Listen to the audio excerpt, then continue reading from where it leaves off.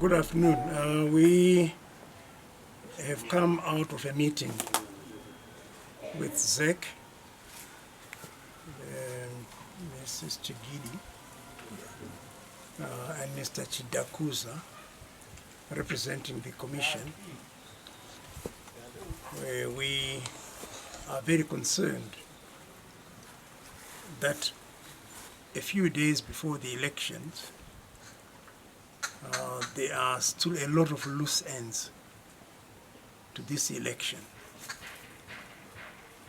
So we brought to their attention the various reports that we're receiving from the field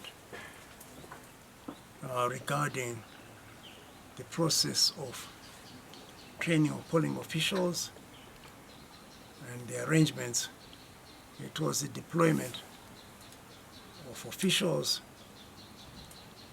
But the all-important issue for us is that of the voters' roll. We interacted with the press last week, and we promised that we would have a further election watch update this week. But we believed that it would have much more value if we had given ZEC the opportunity to address the issues that confront us. So essentially there are 4 issues that we drew to their attention and confirmed in writing. The first issue is that we need to be assured as to which voters' roll is going to be used on Saturday. There may be different versions of the voters' roll because ZEC themselves issued voters' rolls to candidates after nomination. And we assumed that those would be the voters' rolls for the respective wards and constituencies for elections to be held. Accordingly, we engaged a consultant to analyze those voters' rolls, some of them anyway, only to hear that ZEC disowned them. So it becomes very important that ZEC confirms that the voters' rolls that were issued to candidates are the same voters' rolls that will be used on Saturday. If that's not the case, then they must produce the voters' roll, which will be used on Saturday. So that was the first and important issue confronting us. ZEC's own roadmap in the countdown says that from the 24th to the 26th, a voters' roll will be on display at each polling station. 24th is in 2 days' time. And I dare say they could quite easily have assured us that the voters' roll for Saturday is ready. And secondly, that it is either the same or different from what was issued to candidates. That's the first issue. The second issue is that we are receiving disturbing reports from the field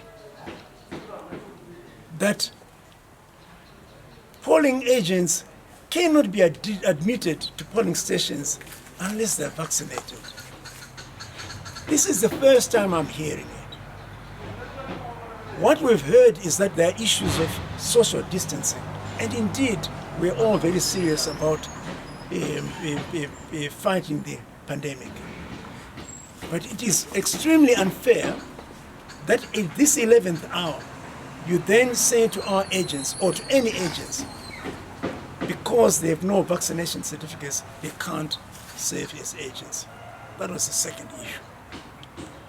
The third issue that we brought to their attention is that we again are receiving reports from the field that agents are not allowed to take in a cell phone, to take in a torch, to take in a pen into the polling station. Now that is plainly ridiculous. This we've heard from Marondra, we've heard from Kwekwe. So it's hardly coincidental, and it is hardly a question of a ZEC official being reckless. And we needed it clarified by ZEC head office that there is no such rule. Because as far as we're concerned, ZEC operates or should operate within the regulations. And I don't know of any regulation which says my agent, who is supposed to keep me informed about what is happening, the process of elections in a particular polling station, cannot contact me or file a report. So that was the third issue. The fourth issue, yes, we, on the 24th of February, wrote to ZEC regarding the printing of ballot papers. We were honored with a response which said there will be a public announcement about over the ballot papers. I got the letter somewhere.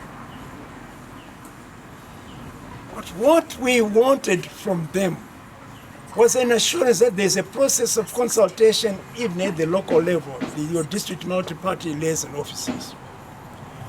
A liaison which enables us or our candidates to proofread the specimen ballot papers. They never got an opportunity to do that.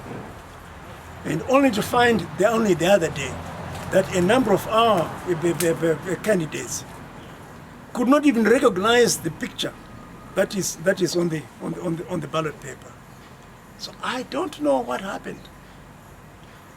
So clearly a process is required for confirmation of these important specimens before we go public. Needless to say that each candidate, when filing nomination papers, is required to furnish a party symbol which has got a specific description of the features of that symbol. Now in our case, our description goes in part that there's a yellow background with a photograph of Nelson Chamisa and a wording all around. That is what I expect to see when I look at the ballot paper. That is what the voter expects to see in order to make up their minds. And ditto for all the other political parties that have submitted party symbols. So clearly it's an issue that we would like addressed because it affects the validity or the legitimacy of the electoral outcome. So in short, those are the issues that we put forward, and as if by prediction, we will look at it, we will consult with our legal department, with our various departments, and we'll revert back to you. We've got 4 days to the election. That is the kind of attitude we don't need. I thank you. All right, so the last time we heard Zach saying they had not gotten any formal complaint around issues to do with the voters' roll as being highlighted by Tim Pachedu on social media, for example. Now, as Triple C, had you at any point written to Zach, and what was their response to that? Thank you very much. I overlooked that very important point. On the 25th of February, we wrote to ZEC incorporating our preliminary findings on the voters' roll that had been issued. And it's there in writing to ZEC. We have not been honored with a response. And we reminded them again today. If you want to know why they didn't respond, please ask them.